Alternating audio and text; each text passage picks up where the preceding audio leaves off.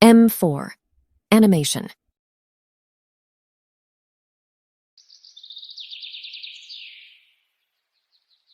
एक बार की बात है। एक व्यापारी था जिसकी एक बेटी थी।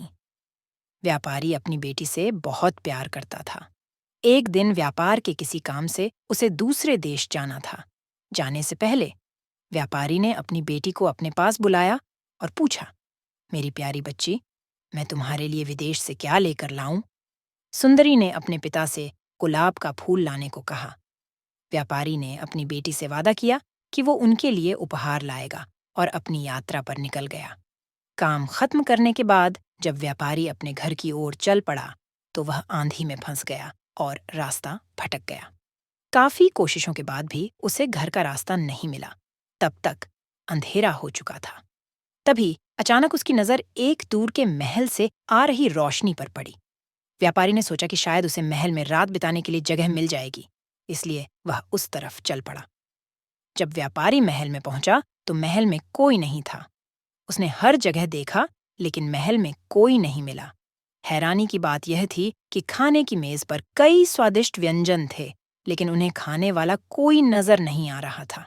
खाना देखकर व्यापारी की भूख बढ़ गई, इसलिए उसने भर पेट खा लिया और एक कमरे में मुलायम गद्दों पर सो गया। सुबह जब व्यापारी ने महल के बगीचे में सुंदर गुलाबों को खिलते हुए देखा तो उसे वह वादा याद आया जो उसने सुंदरी से किया था।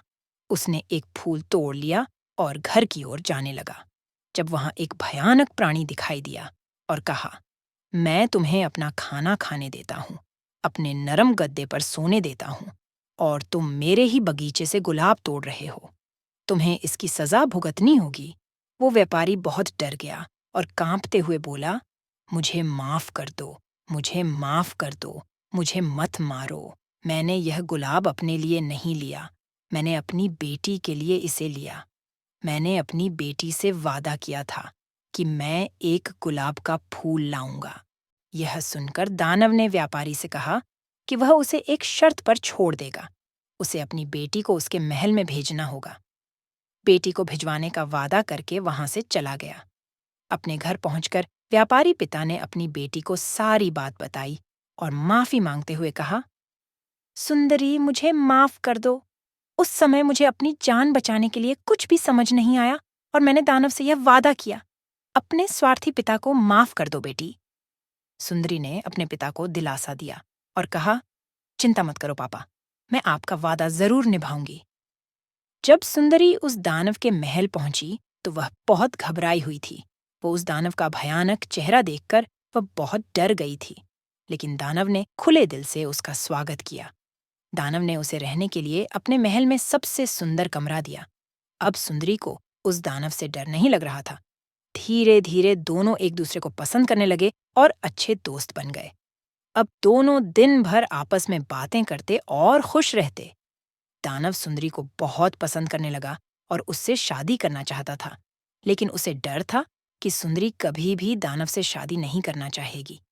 बड़ी हिम्मत के साथ एक दिन उसने सुंदरी से अपने दिल की बात कहने का फैसला किया। जब वह सुंदरी के पास पहुंचा तो उसने देखा कि सुंदरी अपने पिता को याद करके बहुत दुखी हो रही है। सुंदरी ने दानव से कहा कि वो अपने पिता से मिलना चाहती है। दानव ने उसे अपने पिता से मिलने की अनुमति दी और उसे 7 दिनों में वापस आने के लिए कहा। सुंदरी ने समय पर आने का वादा किया और अपने घर आ गई। सुंदरी को सामने देखकर पिता बहुत खुश हो गया, और जैसे ही उसे पता चला कि दानव दिखने में क्रूर है लेकिन वह दिल से बहुत दयालु है, तो व्यापारी का दर्द कुछ कम हुआ। घर वालों से मिलने की खुशी में कब 7 दिन बीत गए, सुंदरी को पता ही नहीं चला।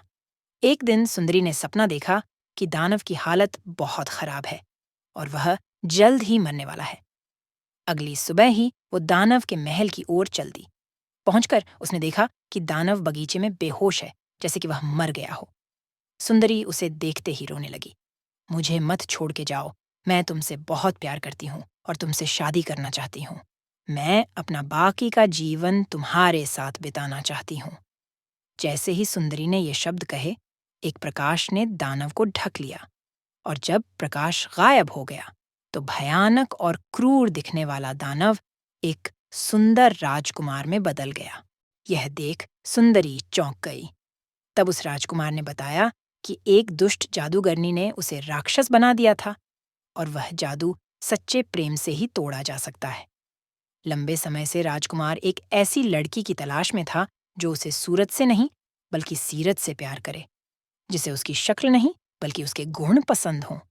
अंत में राजकुमार को अपना सच्चा प्यार मिल गया और वह सांप मुक्त हो गया। Subscribe for more update.